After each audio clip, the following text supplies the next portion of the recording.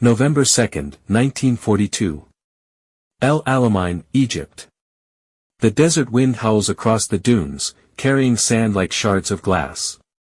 The air vibrates with the echo of artillery, a rolling thunder that never stops. Lieutenant Karl Hoffmann of the 15th Panzer Division peers through the turret optics of his Panzer IV, lips curling into a smirk. Americanish Panzer, he mutters, adjusting his scope. They look like toys. On the horizon, dust clouds rise, an entire column of new American tanks moving into battle for the first time under the scorching North African sun. The M4 Sherman, tall, boxy, and olive green, grinds forward. Its tracks clatter over the stones, its 75mm gun gleaming in the morning light. Inside one of them, Sergeant James O'Neill of the U.S. 1st Armored Division wipes sweat from his brow. Feels like driving a furnace, he jokes, his voice barely audible over the engine roar. The crew chuckles nervously, they know they're green, untested, and about to meet the veterans of Rommel's Afrika Korps. At 1,200 meters, Hoffmann's gunner calls out the range. The German cannon barks, the recoil shuddering through steel. The round slams into the Sherman's frontal armor, a blinding flash, followed by smoke and fire. One down. Next target. Hoffmann snaps. The German crew reloads with cold precision. Another Sherman erupts, torn open like a tin can. Across the battlefield, O'Neill's tank lurches forward. "Keep it moving," he yells. "We're not stopping." But the radio crackles with panic, too many tanks are burning, and the enemy guns are faster, sharper, better. The Shermans push, clumsy but determined, while the Germans watch through binoculars, amused. "They send us these school buses," one Panzer commander sneers, "and call them tanks." For the first time in history, American armor has entered the fight, and it's already bleeding. But the M4 Sherman story has only just begun. March 1943, Kasserine Pass, Tunisia. A cold wind sweeps over the ridges as smoke from burning vehicles coils into the pale desert sky.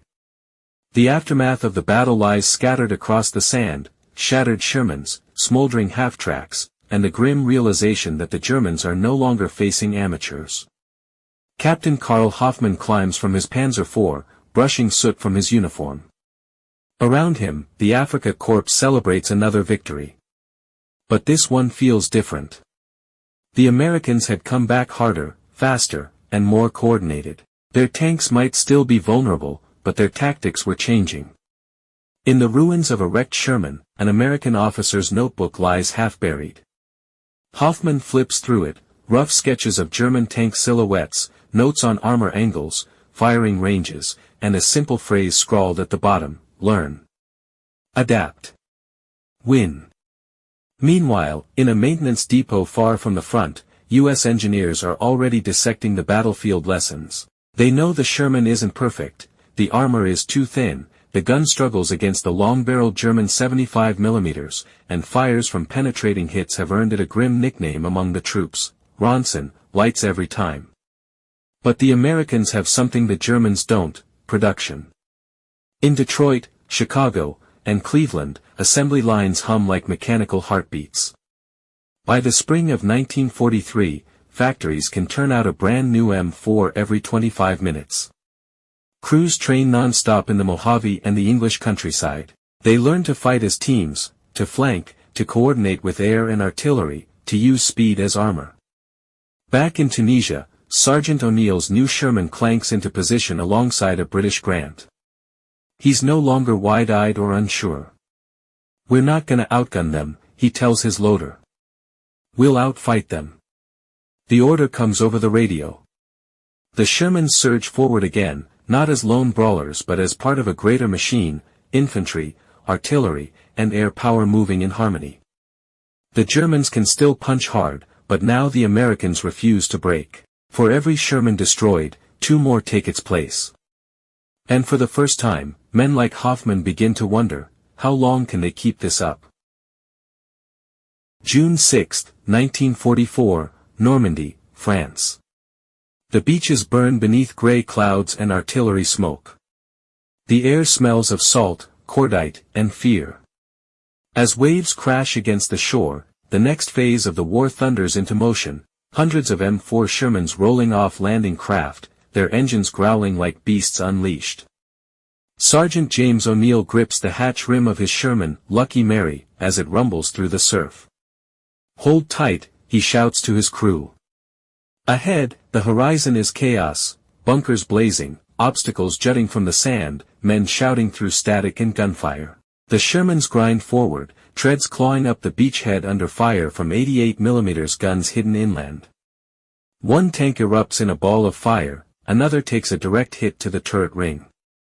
But others keep coming, engines straining, unstoppable. Behind them, engineers and infantry pour through the gaps. High above, P-47 Thunderbolts dive, their rockets screaming toward enemy emplacements. The coordination is exact, the product of years of trial, error, and blood. The Sherman is no longer just a tank, it's a system, part of a war machine powered by relentless logistics. 30 miles inland, near Cannes, Captain Karl Hoffmann's Panzer Company prepares to counterattack. His men have been reduced to a handful of Panthers and Tigers, their fuel rationed, their ammunition low.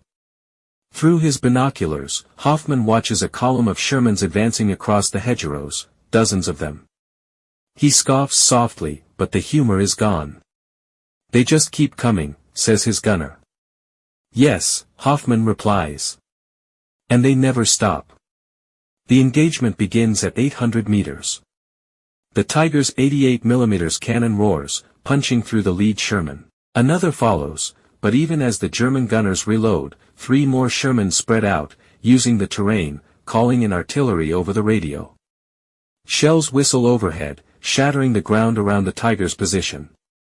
Hoffmann realizes something chilling: this isn't the same enemy from North Africa.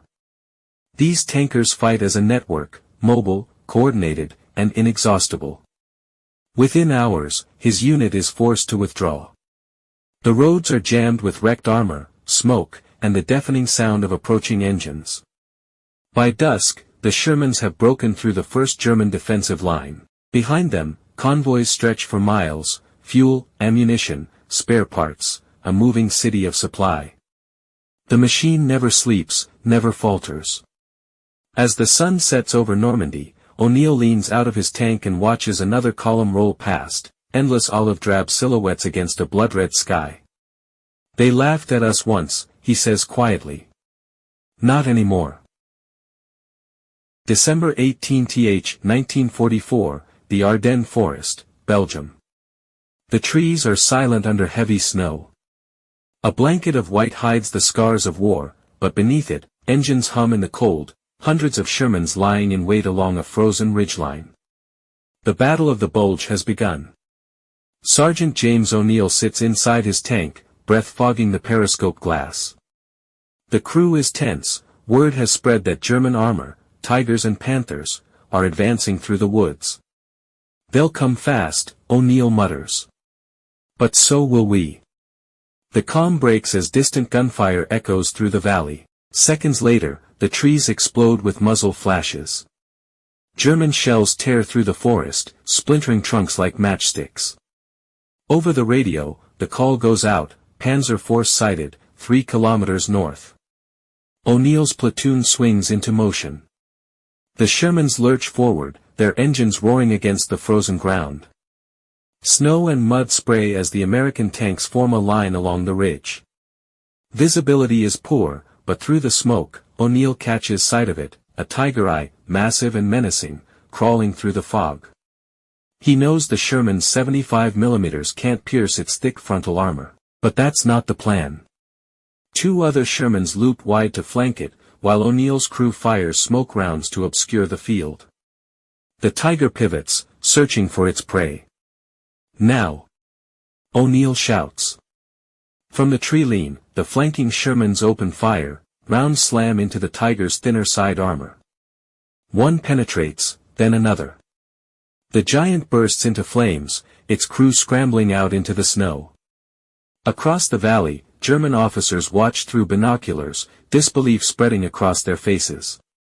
The once unstoppable Tigers are being hunted, not by better machines, but by better coordination. Captain Hoffmann, now attached to what remains of the 2nd Panzer Division, knows it's over. His tank sits low on fuel, supplies are days late. He studies the endless streams of American Shermans and supply trucks crawling over the horizon. There are too many. In his war diary that night, Hoffmann writes a single sentence: they fight with factories behind them. The tide has turned completely.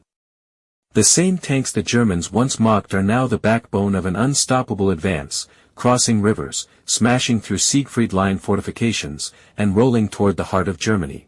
As Allied forces push east in the spring of 1945, O'Neill's crew crosses the Rhine on a pontoon bridge. Around them, hundreds of Shermans move in perfect formation, the sound of victory made of steel and diesel. For the German defenders who remain, the sight is unbearable, an ocean of tanks, stretching from horizon to horizon. The laughter is gone. All that remains is the grinding roar of inevitability. The war that began with mockery ends with realization. And in that moment, as the Shermans roll past burned-out villages and surrendering soldiers, even their enemies can't help but stare in awe at the machine that never stopped coming.